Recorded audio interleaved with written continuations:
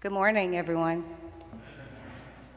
Today, the scripture reading comes from Luke chapter 15, verses 11 through 32.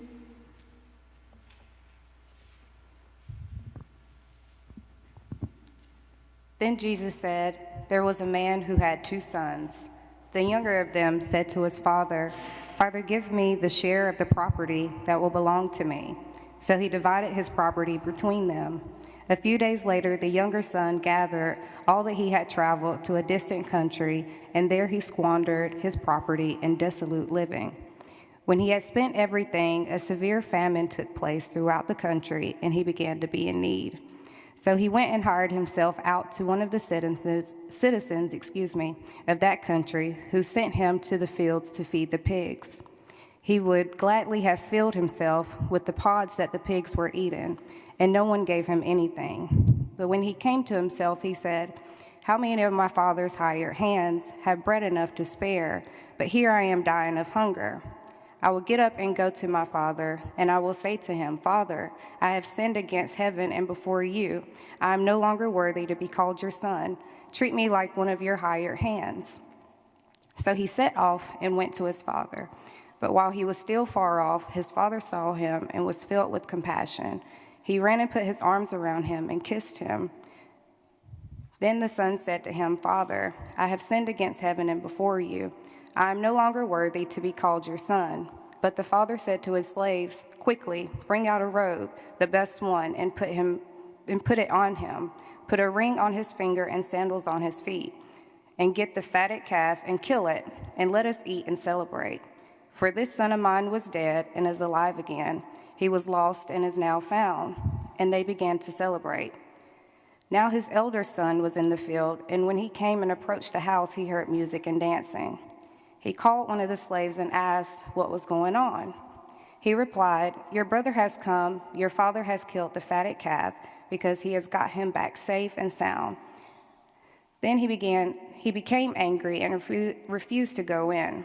His father came out and began to plead with him, but he answered his father, 'Listen, for all these years I have been working like a slave for you, and I have never disobeyed your command. Yet you have never given me even a young goat, so I celebrate with my friends. But when this son of yours came back, who has devoured your property with prostitutes, you killed the fatted calf for him.' Then the father said to him, 'Son, you are always with me, and all that is mine is yours. But we had to celebrate and rejoice because this brother of yours was dead and has come to life. He was lost and has been found.'" Thank you. This is one of those passages. If we went for a walk on the Monon later and we stopped 100 people and asked them to make a list of all the biblical stories they knew, this one might find its way on 100 of those lists. And why not? It is a great story. A nameless child of a well-to-do family wants to strike it out on his own. His father relents, giving him a share of the inheritance, and he proceeds to squander it in epic fashion. When the young man falls on hard times, he comes back home embarrassed that he has no place left to go. The experience has humbled the son so much he offers to be treated as a servant. Before those words can even get out of his mouth, it seems the father stops him, so overwhelmed with emotion that he welcomes him home with a celebration, presumably forgiving all of the past transgressions. This is all well and good, but we're left with a feeling that there's some unfinished business, that there's some angst left in this family that still needs to be worked through. One of the reasons we love this story so much is that it's so easy to identify with both of the children in the story. How does your story mimic that of the prodigal? How about the older brother? Take a few seconds, and I bet something comes to mind pretty quickly. And yes, I'm going to wait awkwardly for a couple of seconds while you think of that.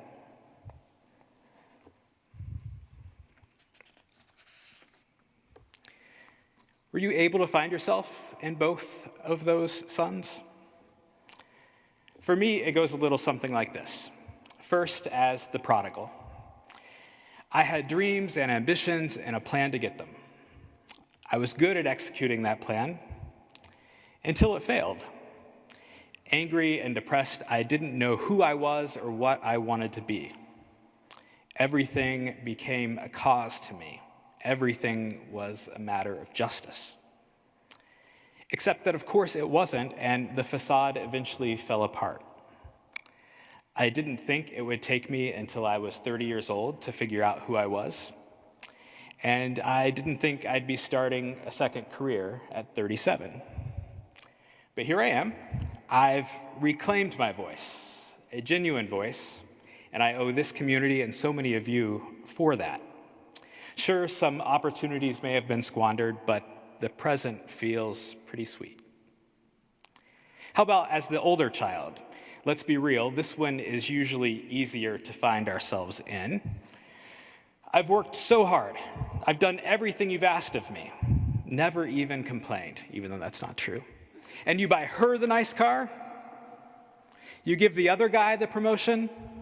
Wow. We can place ourselves at both places in the story, but we idolize the prodigal. We idolize the story that is harder to place ourselves in. We idolize this perspective because we want to believe we are lost and found, not simply lost. We need resolution.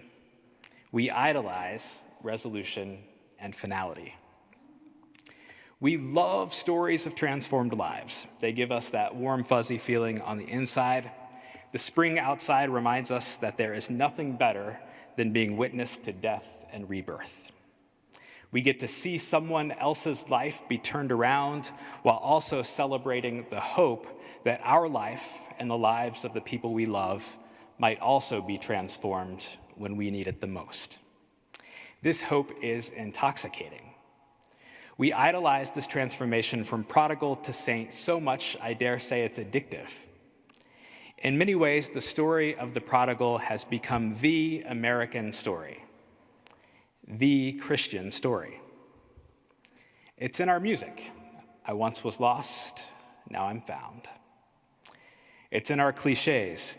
It's amazing how well they were able to pull themselves up by the bootstraps to change their circumstances. It's in our sports nicknames. Who remembers the comeback kid? It's in the essential theme in many works of literature. It's the storyline we look forward to on the evening news. We hear this addictive refrain everywhere. Still don't believe me?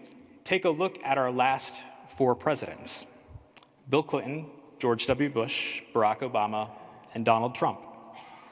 At first glance, these men are nothing alike. Clinton and Obama came from nothing. Bush and Trump have never wanted. One a country lawyer, another a guy from Queens. One an oil baron, another a community organizer. A few were young, a few were old, 1 black, 3 white. I suspect that if you found any of these men in a moment of pure candor, they would each vehemently argue that they weren't like the other, and rattle off a list of reasons that made them unique. But I think despite their differences, there is this similarity. They all embraced and sold the narrative of the prodigal, the comeback kid, the life transformed. The story of the prodigal is so addictive, it's what we have elected in our last 4 leaders, despite all of their differences, both personally and ideologically. Bill Clinton, the product of a broken family and destined for poverty. He finds the means to get a world-class education, coming home to lead before taking his skills to the national stage. George Bush, the poster child for the problems of privilege. He leads a life of excess, complete with drunk driving charges, until he finds God and begins to focus on the things important to him, leading to the continuation of the family brand name. Barack Obama, a community organizer who was so fed up with the system, he was about to throw his entire career away, retiring from politics as a low-ranking state senator. A positive force in his life, his wife encouraged him to take one more step, running for the United States Senate, and the rest, as they say, is history. And even Donald Trump. Lest we think people of wealth don't have their own problems, the president grew up with a chip on his shoulder, thinking he was never good enough for the more elite Manhattanite real estate barons. Relentless in the face of these obstacles, he makes himself the avatar for the true little guys, struggling to find their place in a new and transforming society. We love the lost and found. We love overcoming obstacles.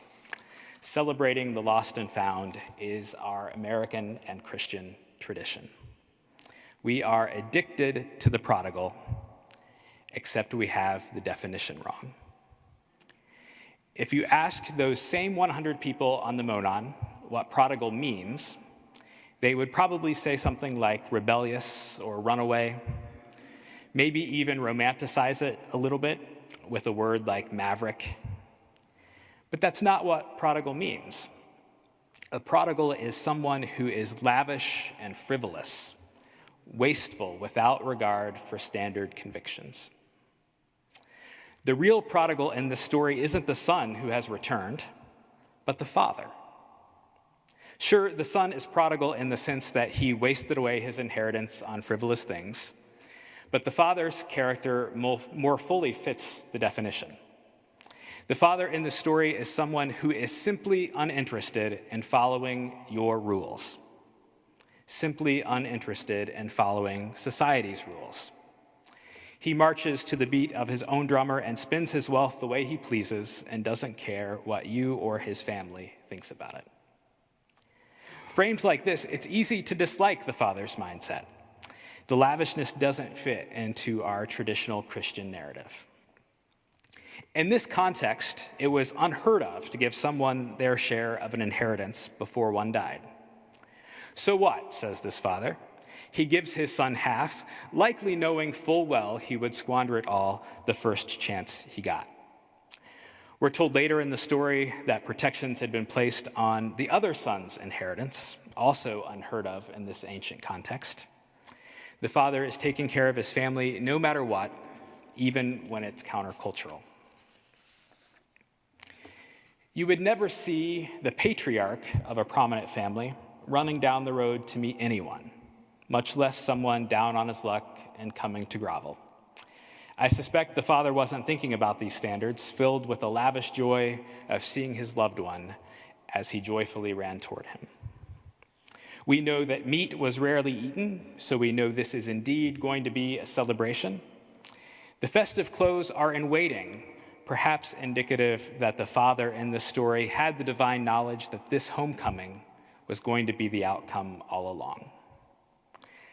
The final line of the story is what stands out vividly to me.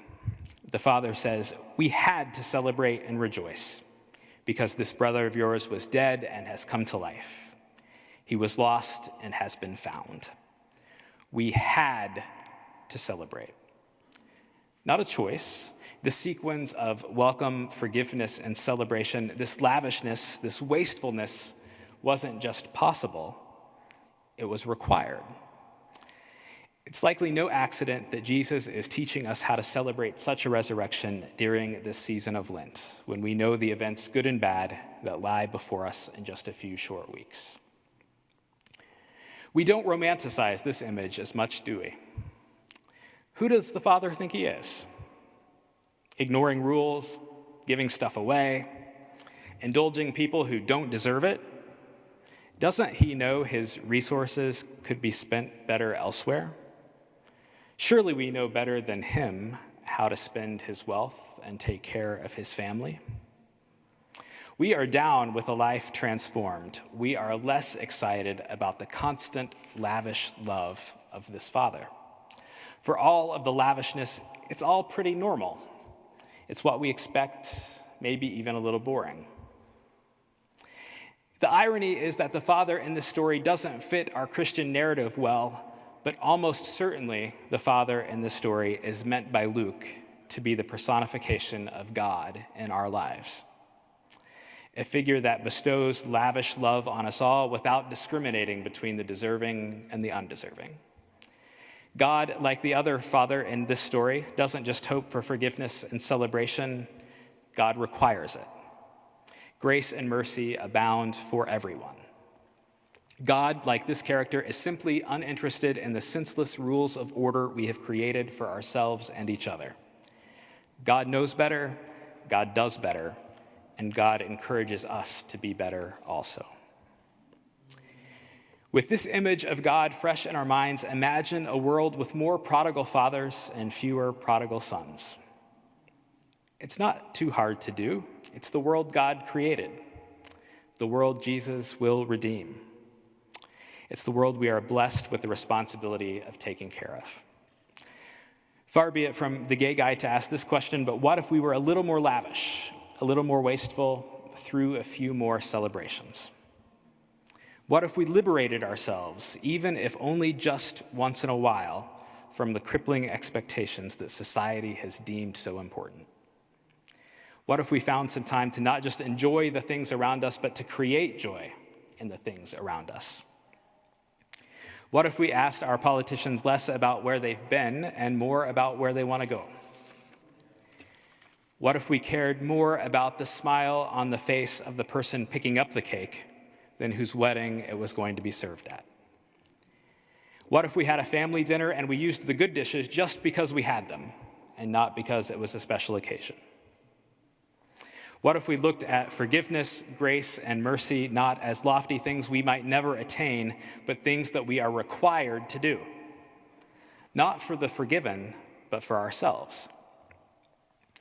What if we stopped trying to keep up with our neighbors and friends and what they tell us we should be, and allow ourselves to march to the beat of that drummer we told to shut up 2 decades ago? Imagine those possibilities. So here is a challenge. This week, I want you to be like the prodigal father with someone. Be frivolous. Not toward yourself, but someone else. They are a recipient in this exercise, but they aren't the target. It really doesn't matter how they react to your display of lavishness. That's not the point. I want you to take stock of how you feel after you do it. Does it feel dangerous? A little giddy? Fulfilling? Ask each other about it. We often associate lavishness with spending money, but it doesn't have to be an expensive gift. Send someone a note for no reason at all. Intentionally forgive the person you have been denying forgiveness, even if it's only acknowledged in your head. Say I love you to the person you think knows already. They might not. Take stock of your feelings as you succumb to this version of mercy God teaches us in a story we've heard 1,000 times, but never fully take in. I'm not asking you to throw caution to the wind or to turn your back on all of society's expectations. I am, however, asking you to consider the times when the rules get in the way of what God is calling us to do. I'm asking you to consider how often we conveniently cite rules or put obstacles in our way so we can blame someone else for not taking action. The government, another person, our church, and sometimes we even blame God. Take a moment and stop celebrating the comeback kid and start celebrating the God that has never gone away, the God that is here in this moment right now, the God that inspires us with lavishness and without regard for all the baggage we carry around. Take a moment to celebrate the God who has never stopped loving us and the God who never will. Amen.